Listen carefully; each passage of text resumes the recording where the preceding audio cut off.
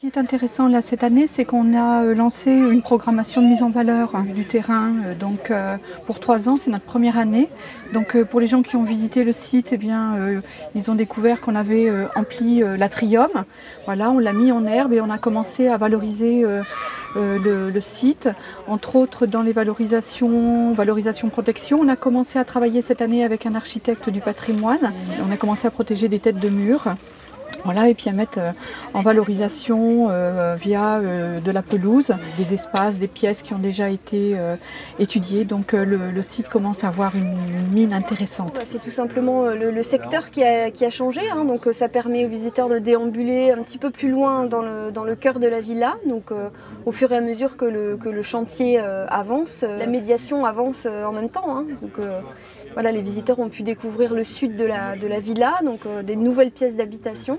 Ça a été une très bonne année, tant du point de vue du terrain, on a fait beaucoup de découvertes et puis en plus les visiteurs ont pu suivre de jour en jour les découvertes qui ont été faites. Nous avons mis au jour 2 colonnes.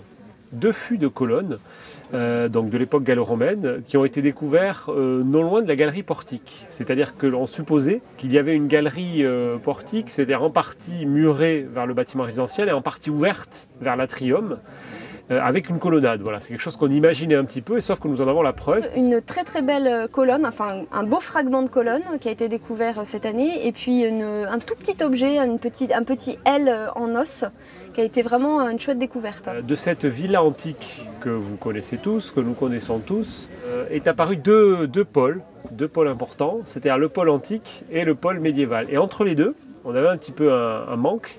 Et en fait, c'est l'Antiquité tardive.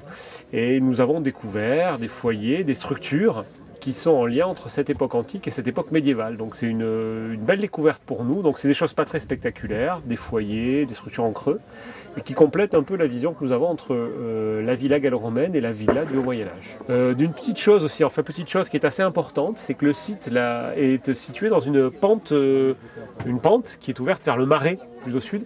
Et on s'est aperçu en fait qu'en construisant le bâtiment résidentiel, ils l'ont construit avec une sorte d'étagement. C'est-à-dire que nous avons des niveaux de sol à différentes altitudes, à 3 altitudes différentes. Et donc en fait, le bâtiment résidentiel était en terrasse, finalement. Il suivait la pente naturelle. Donc en termes de mode de construction sur la villa gallo-romaine, c'est intéressant. C'est intéressant. Voilà, dans les belles découvertes 2015. Très heureuse. C'est un lieu où il s'est passé plein de belles choses en termes culturels. On a eu une très belle médiation cette année. Voilà. On a commencé avec le conservatoire de l'école de musique et on a passé un après-midi magique. On a eu des très jolis spectacles, notamment un spectacle de la compagnie Scald, mais qui a été joué hier au samedi des Journées du patrimoine et qui a été vraiment fantastique. Très beau spectacle d'Emmanuel Marquis. On a eu beaucoup de gens, on commence à être vraiment bien suivis, surtout notamment d'un point de vue local. Alors le village, la population, les habitants viennent. Ce que je sens bien, c'est qu'il y a un besoin de voir plus. Donc je pense qu'il va falloir l'année prochaine que dans nos manifestations, on donne à voir des objets.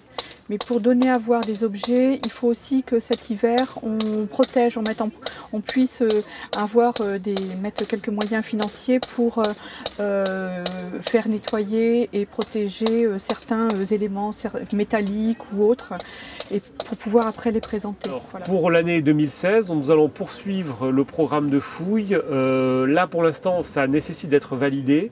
Il y aurait 2 pistes. La première piste, ça serait de poursuivre la fouille du bâtiment résidentiel afin de continuer notre étude à la fois du bâtiment résidentiel antique et du bâtiment médiéval, c'est-à-dire d'essayer de déterminer un petit peu comment évolue l'occupation entre l'Antiquité et le Moyen-Âge.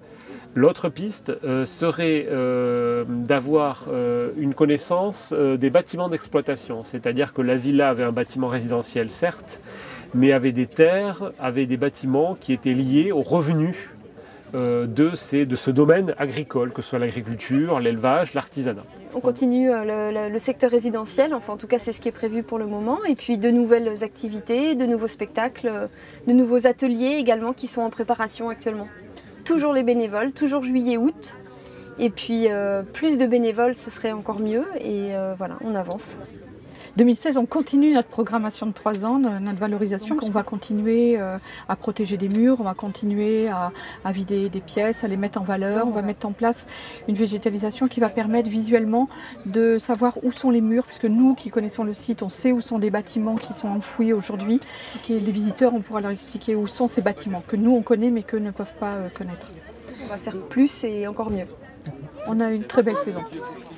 Vivement l'année prochaine.